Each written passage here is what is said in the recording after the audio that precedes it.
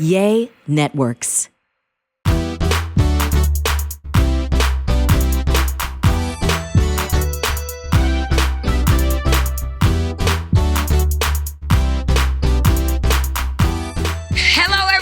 Welcome to the RTK Real Talk Kim podcast. I'm so thankful that you are showing up today.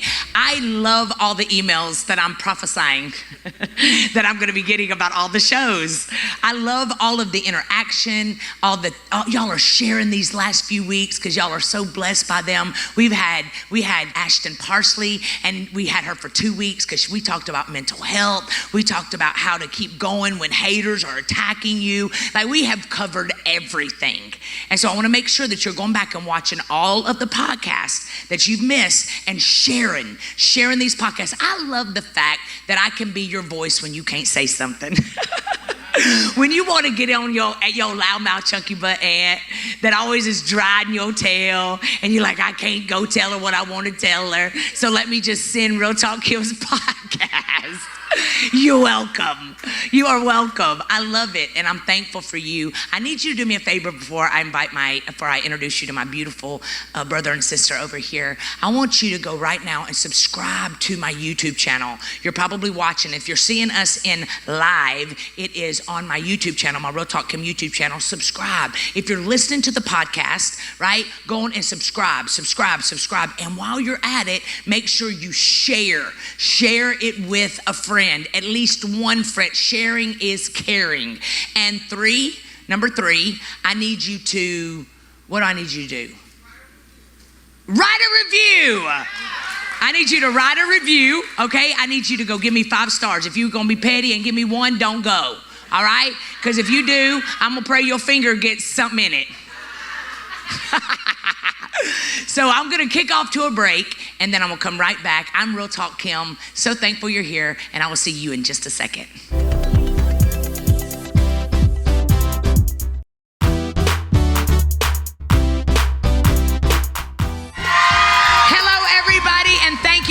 Thank you for coming back. Thank you for doing life with me. Thank you for, every single week y'all keep showing up and showing out. I thank all my guests this month. This is the first time I've had guests. I need to know if y'all like it. Make sure you're sending rtkquestions@gmail.com and let me know how these have ministered to you, and if you would like for me to keep doing them, and what topics you would like for me to hit on, because that's how I'll know what guests to bring on, okay?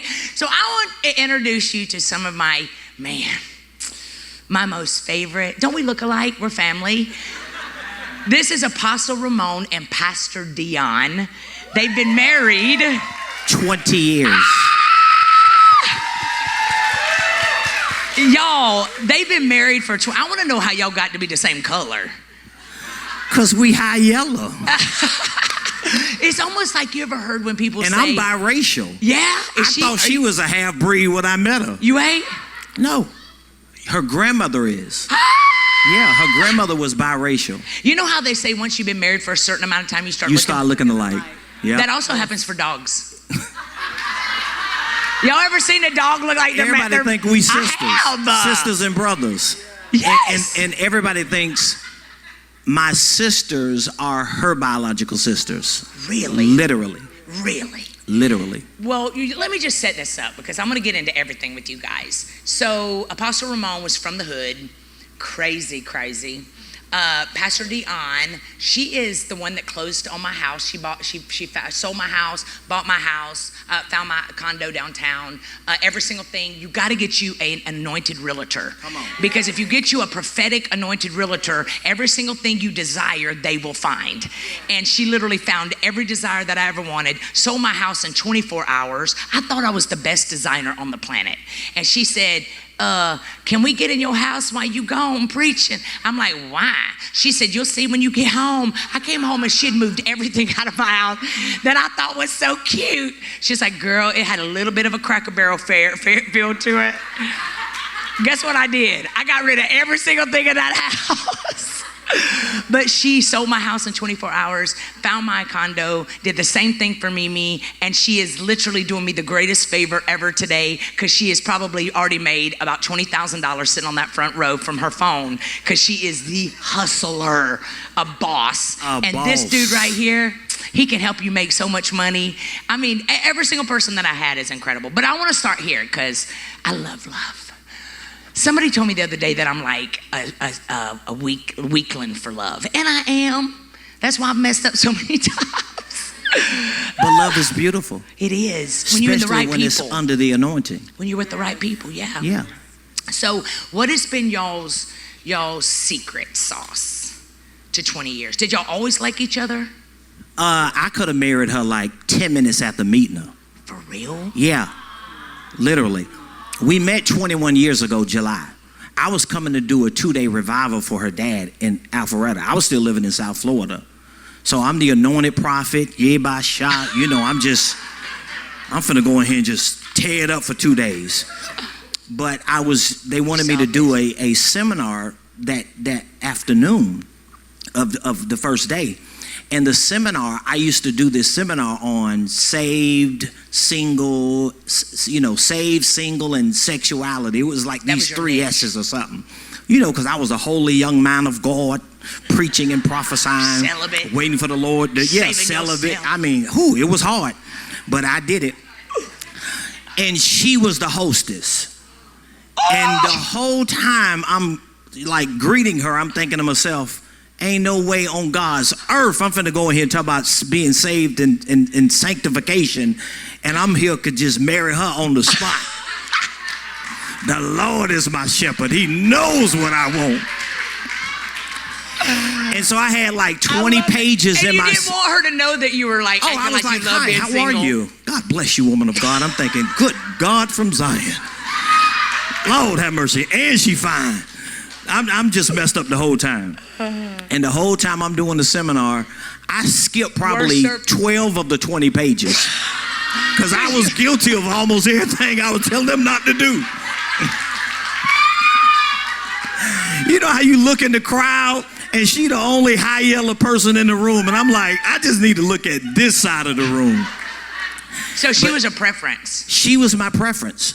She was the one that I wanted, that I was waiting on. And the liaison, the woman of God that had me there, once I left, I had my armor bearer with me at the time. We got to the hotel room, and the moment we got in the room and got from around the saints, I was like, she's the one.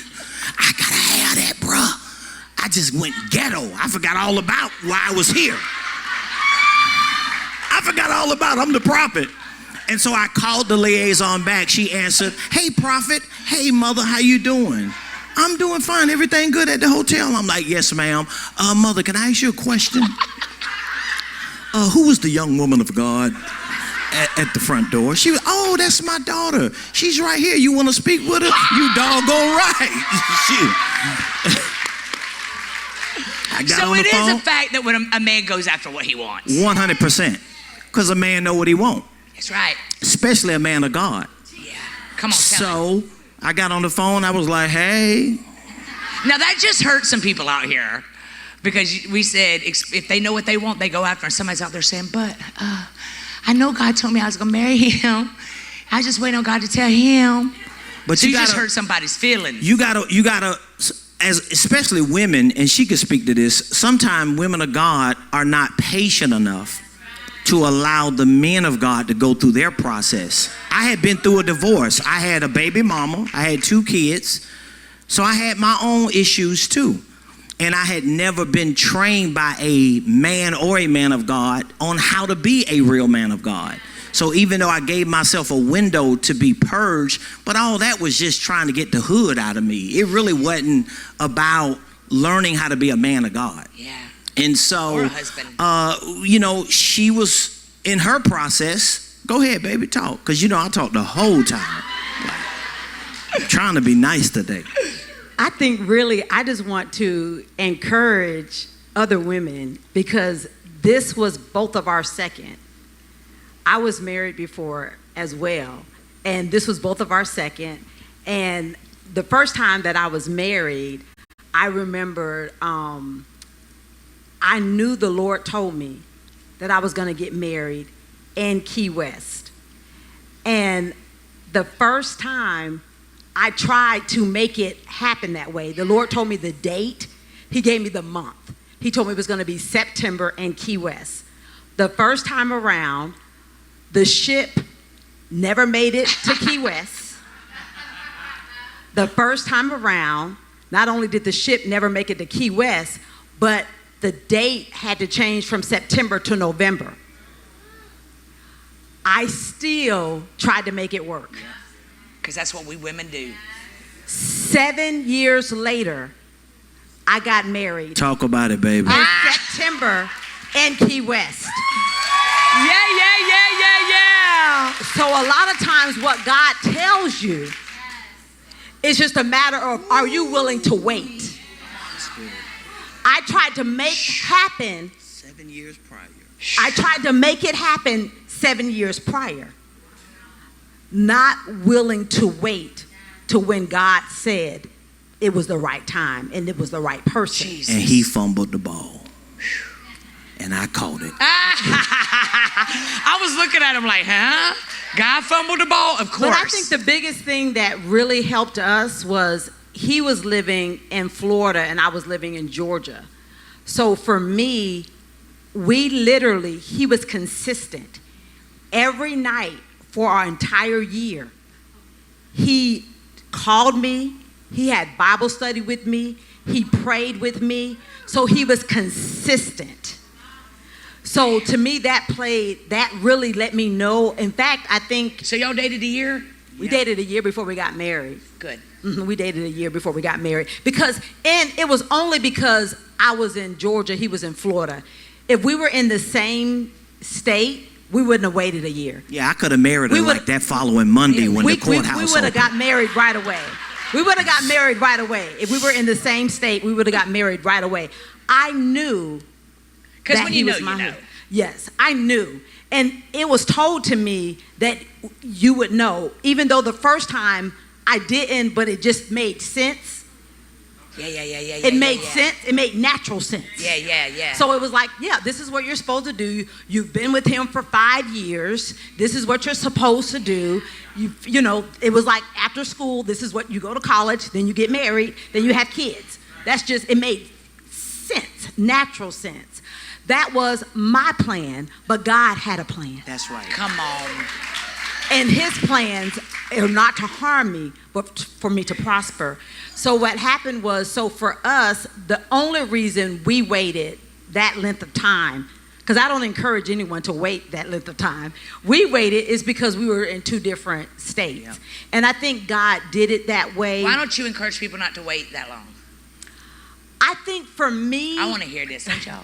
I think for me, because I wanted to, for both of us, we wanted to wait Have sex. Yes.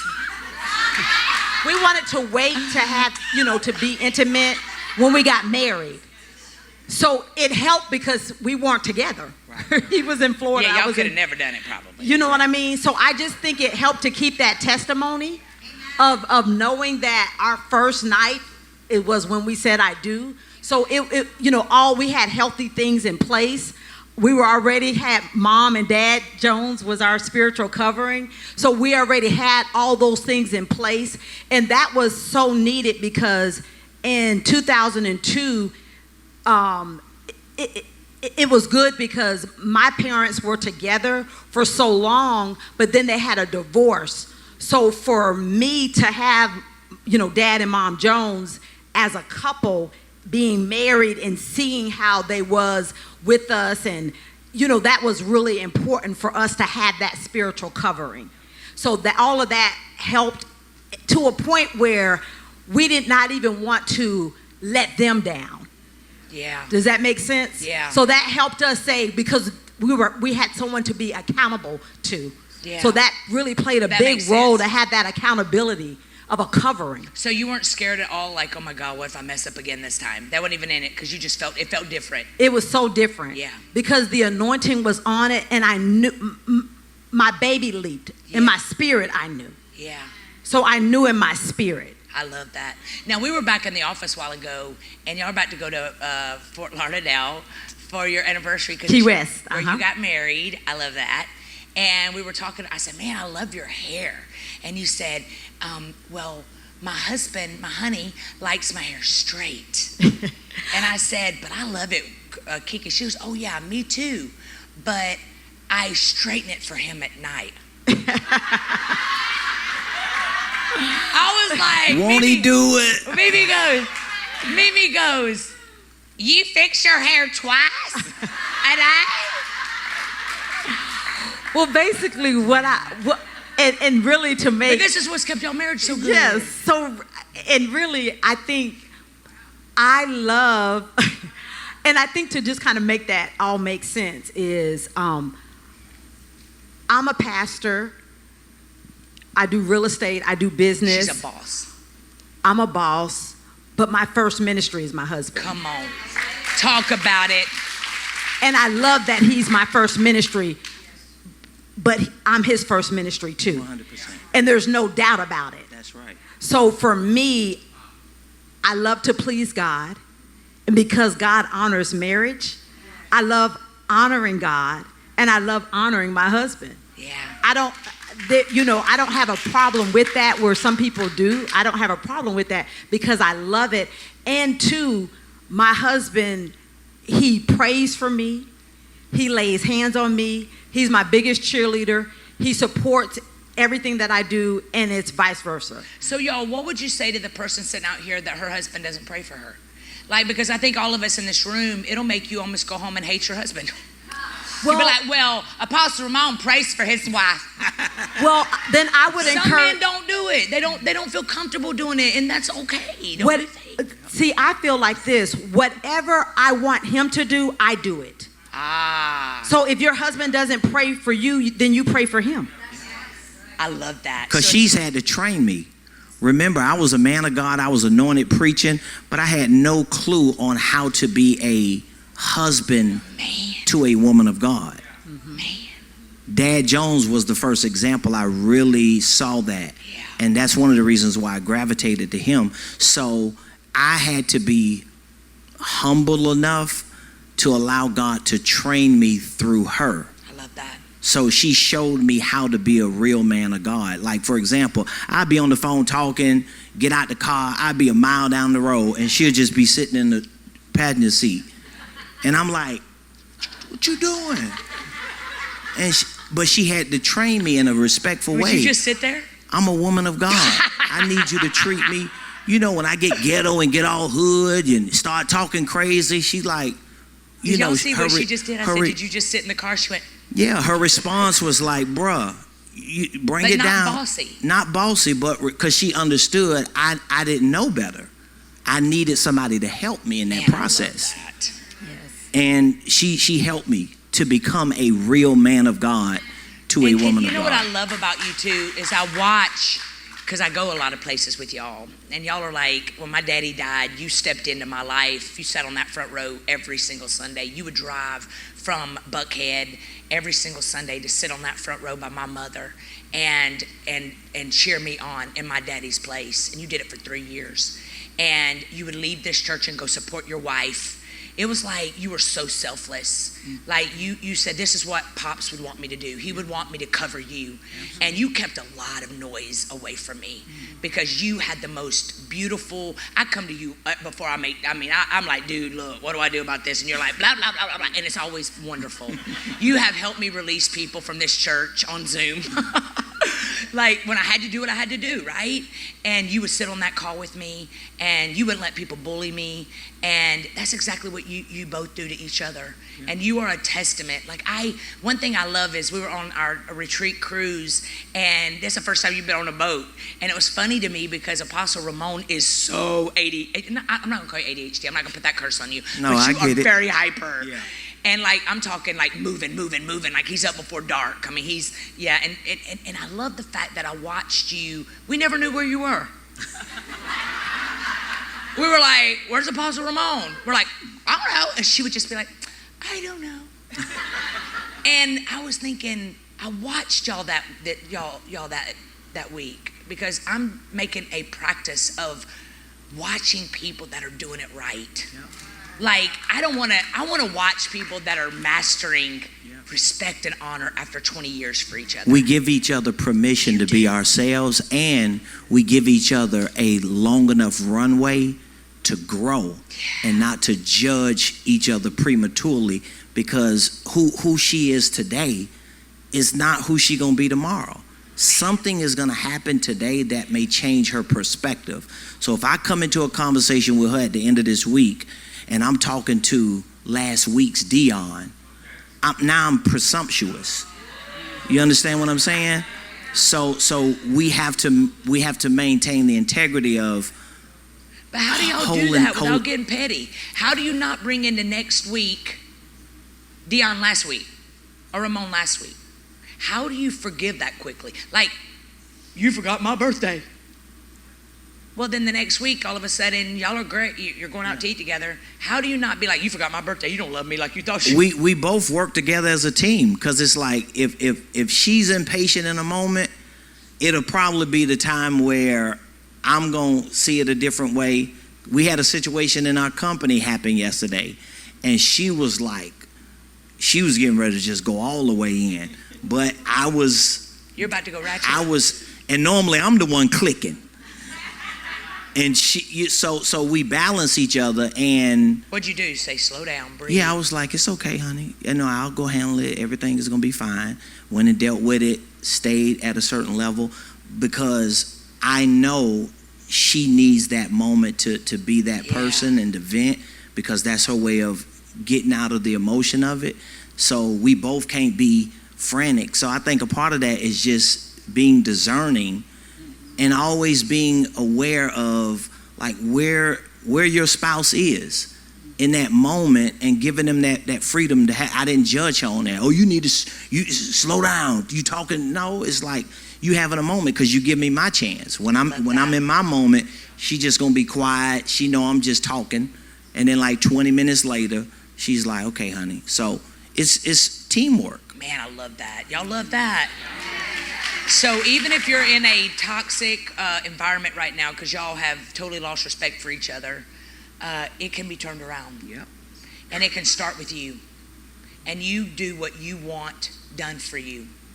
And you watch it begin to happen. Yeah. So I'm about to flip this over to break. And when I come back, I want to hit on, for the last few minutes, I want to hit on how you had pastored this church for all of these years.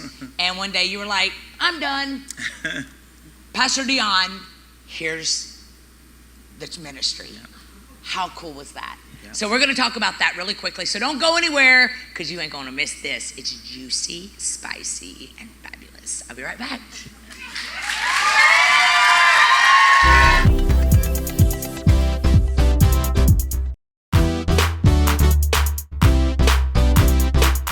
Welcome back, everybody. I'm so excited that you have come back again.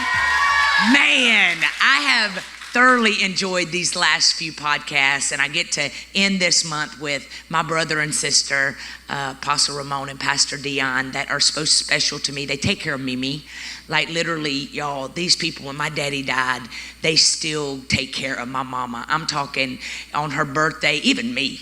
They gonna make sure they take us out, balloons. It's the whole works. Y'all have literally done what spiritual kids are supposed to do, and you've done it beautifully. So thank you for loving my mama, loving my family. Papa Henry in heaven is so proud that y'all grabbed a hold of the legacy and kept running with it. So I want to end with you pastored for how many years? 12 and a half years. Yeah. God told me to plant the church in 2007, planted it. My wife was right there with me. And 2019, in March of 2019, sat down with Mama and my wife, and I was telling them God was dealing with me about resigning. And of course they was like, huh? Midlife crisis. Yeah, because you in your early 40s, you at the prime, you still got a hoop in you, like what's going on? From a spiritual perspective, I don't want to over spiritualize it, but from a spiritual perspective, it was God showing me that too many male pastors and leaders have waited too long to pass the baton. Wow. Number one. Number two, as a prophet, I've assumed all those fivefold ministry roles, but I'm first a prophet. As a prophet, God was showing me that I need to be that Ezekiel to show this current church that women are on the rise. There's something women have to do that we need to show the world that we can be as anointed. I still can preach, I can prophesy, I can do everything. I'm still in my prime, but every week for the last 3-4 years since I resigned, I haven't even preached in her pulpit. I preach in yours more because of my obligation to you and because of my honor to Papa Jones, but I stand on that front row, sit on that front row to support the voices that I believe need to be heard today. So that was spiritual. Just from a natural perspective, she's a better pastor than me. Yeah, I just wasn't a good pastor. You wanted to kill him? Yeah, I was a good preacher, but I wasn't a good pastor, and I never thought that I would pastor along. I'm impatient. I don't have the bandwidth to deal with people. But you did it for so many Anybody years. that I had a meeting with left the church. Like, I was rough. I had unrealistic expectations. Like, I was, I just wasn't the best pastor.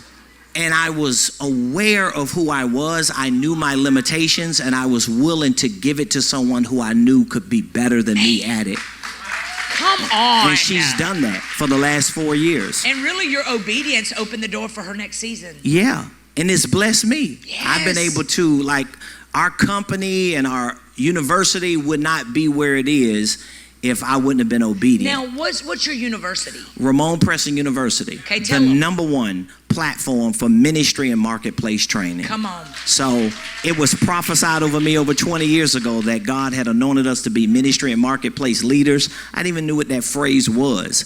But 20 years later, we built a 7-figure organizational enterprise that's made up of business and real estate consulting, coaching, and education. So Ramone Preston University is the house, is the platform for all the things that we do regarding consulting, coaching, and education for ministry and for business. I love that. And they got a great place down in Buckhead. Y'all killing it.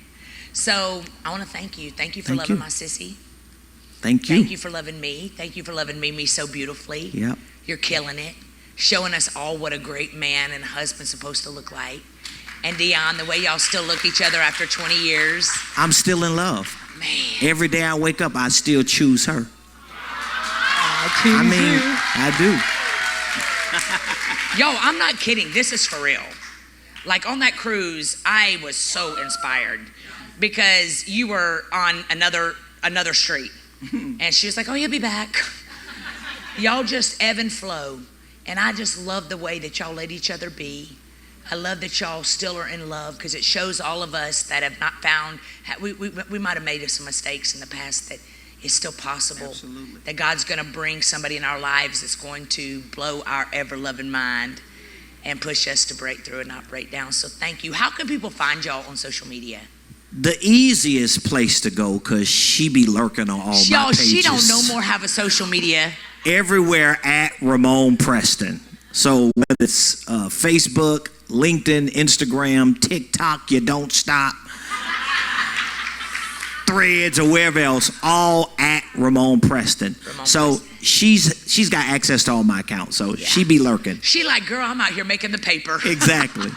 The only account she's got is on Facebook for Next Level Church Morrow for her church. Yes. That's the only page she got. Yes, Am I right? super proud of you. That's Mama. the only page you got, right? Yes. Okay. Do you even? She don't even know. She said, I think. But she killing it without social media. Yeah. It's called the favor of God. When God's favor is on your life, baby, he will put you in rooms.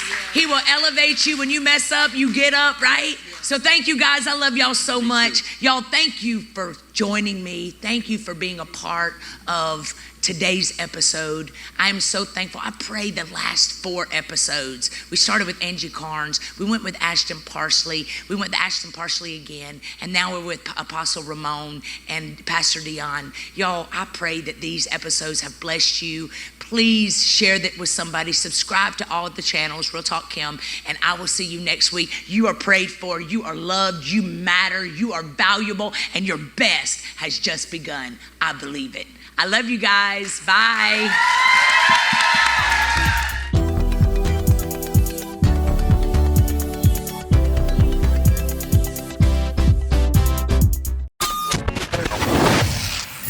Yay Networks.